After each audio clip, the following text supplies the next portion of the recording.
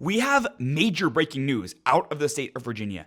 This is one of the most insane and draconian gun control regimes I have ever seen a state try and implement. The state of Virginia, with no grandfather clause and no delay in the sense that you can not know and you can still be held liable for this, have now declared large capacity magazines to be a crime. If you are in the state of Virginia and you have a magazine with more than 10 rounds, once this passes, you are a criminal. You are doing something illegal. It doesn't matter if you don't know. It doesn't matter, let's say you're an army vet who doesn't keep up with the news. No, you're a criminal. This affects literally millions of Virginians. And it's not like they're advertising this all over the place.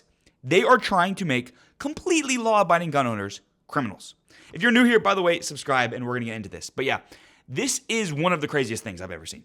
From a purely factual perspective, just from a purely legal perspective, even if, and we're not going to concede this framing here, but even if magazines of over 10 rounds were like especially dangerous and somehow not protected by the Second Amendment, even if that were true, no grandfather clause? Really?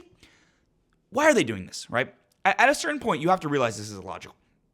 This is an illogical way of running a country, right? You have a magazine and that's just illegal now? Like, what are we talking about, right? It's insane. Even not thinking about the logic behind this, right? Like, let's be clear. A 10-round magazine isn't especially dangerous. In fact, that's not a large capacity magazine. That's a standard capacity magazine. Like, obviously, you and I both know that.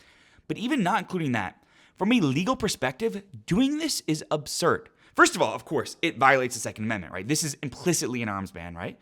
As brought up by a bunch of YouTubers and scholars as well. Banning a magazine of over 10 rounds implicitly bans all types of firearms that hold more than 10 rounds, right? It eliminates you from owning a gun that owns more than 10 rounds.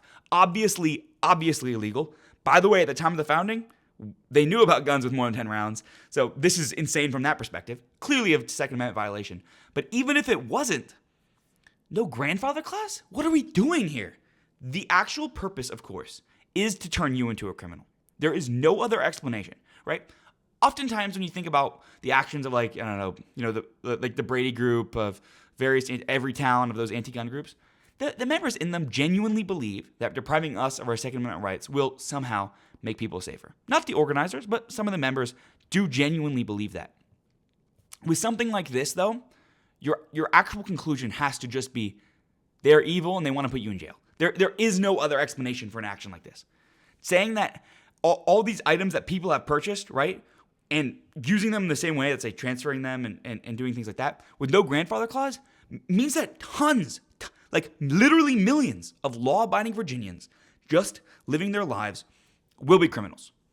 This is not a war on 10-round magazines. Let's be absolutely clear. This is a war on gun owners. It is as simple as that.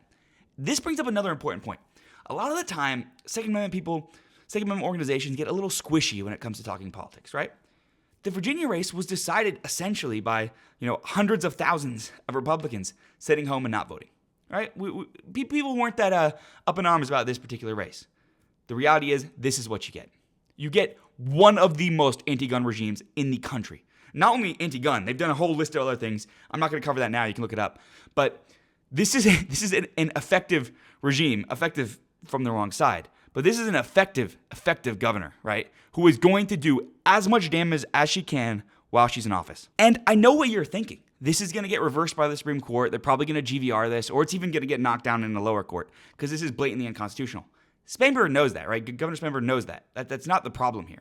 The problem is, if you think back to the 2016 election, or even the 2024 election, if President Trump hadn't been elected in one of those two, in 2016, he wouldn't have been elected in 2024. And it's very possible we could have had, Hillary for 8 years or Hillary and Biden, right? Anything like that. This is going to hold. There is a very, very real reality where several tens of thousands of votes will decide whether or not literally millions, it's not an exaggeration, literally millions of law-abiding Virginians become, not in this case felons, right, but can go to jail for up to 12 months for essentially just living their lives. They were doing something, not harming anyone, not bothering anyone, doing something that they've, in some cases have done for 60 years, just living their lives. And now all of a sudden they're criminals that people are going to put in jail for, a year, right? Yeah, that's what the punishment is in this case, right? It's a year. Absolutely ridiculous. Absolutely dystopian. Absolutely ridiculous. This is one of the craziest gun control regimes I think I've ever seen. Most gun control regimes, like, think about the Hughes Amendment, right, in 1986, right? An amendment to the NFA. Obviously, I'm no great fan of the NFA, right? NFA is a terrible law. NFA is a joke law. It is stupid on 20 different levels, right? Not a fan of the NFA on this channel. But even that had a grandfather clause. Even that draconian piece of gun legislation, which it was at the time, had a grandfather clause. It's obvious. It's like such common, like emissions, right? Vehicle emission standards have grandfather clauses. Obviously they do. And this doesn't. The only thing that they can say, that's the default, by the way. The policy default is a grandfather clause. The only reason, I know I've said this before, but it is really, really important for the Second Amendment community to understand. The only reason you would do this is because you hate gun owners and you want to punish them for behavior which is ostensibly fine. Like, no one's hurting anyone with this. This is not some great grave threat. And even if it was, it's protected by the Second Amendment, so you can't ban it. But that's not the point of any of this. The point of this is that the process is the punishment. It's to get a bunch of gun owners scared and, arrest a couple of them and make an example out of them and get all the other ones to be fearful and not essentially carry out their basic Second Amendment rights. That's the point of this. That is the fundamental point of this. You can disagree with me in the comments if you want.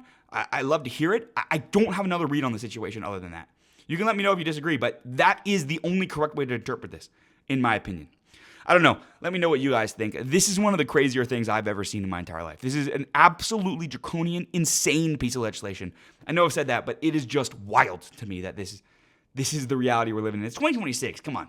We're still doing this. We're still doing large capacity magazine bans. The Supreme Court will clean this up, but what are we doing here?